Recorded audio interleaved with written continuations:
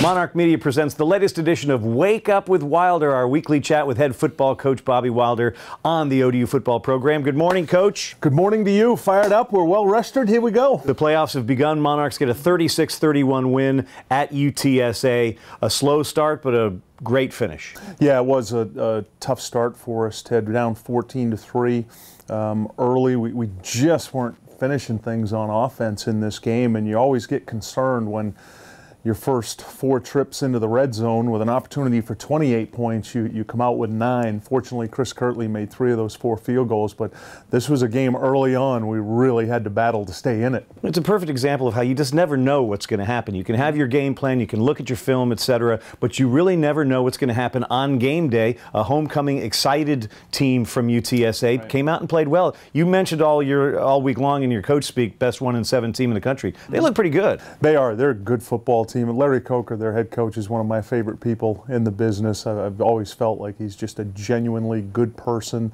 A lot of success, as you know, at Miami with a national championship. And you're right, those guys play hard. They have good football players. They've been beat up, a lot of injuries, lost their starting quarterback. They were playing their backup, but a team that was excited to play at home. What turned the game around in your mind? I really felt like when we got to the second quarter, Ted, all of a sudden we were a different football team. For whatever reason, we just started to settle down. We chipping away, got a couple field goals, got it to 14-9, and our defense just kept getting stops. And through the second quarter, Ted, and until there were 18 seconds to go in the third, we outscored them 20-0 in that stretch. So we turned a 14-3 deficit into a 23-14 lead with just better consistent play, better gap control on defense, and the guys were really playing well for those 2 quarters. And the Monarchs, of course, can't make it easy on anybody. You had control of the game, then gave it back, and then the seesaw stuff started happening. How do you maintain your composure as a head coach when it comes to the craziness that starts ensuing? When you have so much newness on your team with 33 first or second year players, it's so challenging to get them to just play the next play. And I was talking to him about that yesterday in the team meeting. We created our own adversity, Ted, late in the third quarter at up 23-14. Defense gets a stop, so it's looking like business as usual now, second and third quarter. And then the offense, we go 3 plays and out. We miss a deep pass down the middle to Pascal. He's wide open. David just overthrows him. So we go 3 and out. Then we get an 11-yard punt. Now they got the ball in the 35, and you can just feel it on our sideline. And then they run the double pass that we had well defended. Brandon Addison's in great position. Sean Carter comes over the top, and the kid just makes an unbelievable catch. They score.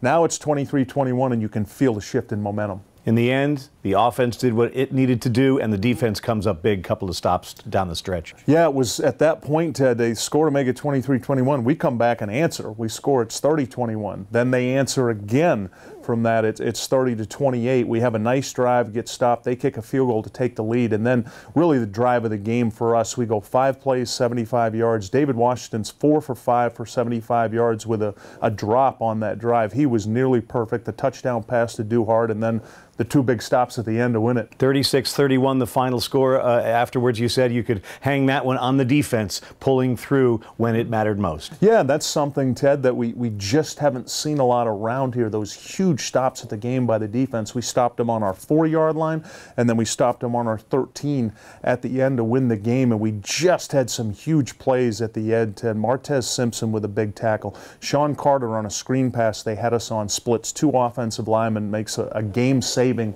tackle, and then a couple passes defended at the end by Sean Carter and Aaron Young, so you could spread it around all the kids on defense, and what they did in just an emotional win. That was as happy a locker room as I've seen after. And you mentioned the playoff mode. It was 3 of 4. Now it's down to 2 of 3 right now, and we're feeling really good with 2 of those 3 at home. Monarchs 4-5 now with a huge game at Foreman Field at SB Ballard Stadium Saturday at noon. UTEP comes to town. Got to have that place rocking on Saturday. It's a huge game. We do, Ted. I feel like I said this to our team. This is our biggest home game since the playoff games of 2012 because of the implications. Even though we're a 4-5 team, if we can get 2 of 3 with the 7 bowl affiliations we have in Conference Conference USA, there's a great opportunity for us to go to our first ever bowl game, and for these kids, an opportunity to make history. A word about the Miners. A Sean Kugler team, an offensive line coach for the Steelers, tough, physical. They do it up front. In their last 4 games, Ted, they've won 4 of 5, but in their last 4 defensively, they've only allowed 20 points a game. They've got guys back healthy. They're playing physical. This is going to be a battle right down to the wire, I would suspect. ODU and UTEP, Saturday. It's a noon kickoff. Set the alarm. Maybe get up early this week so you get geared up. For the coach, Bobby Wilder, I'm Ted Alexander. This is Wake Up with Wilder on Monarch Media.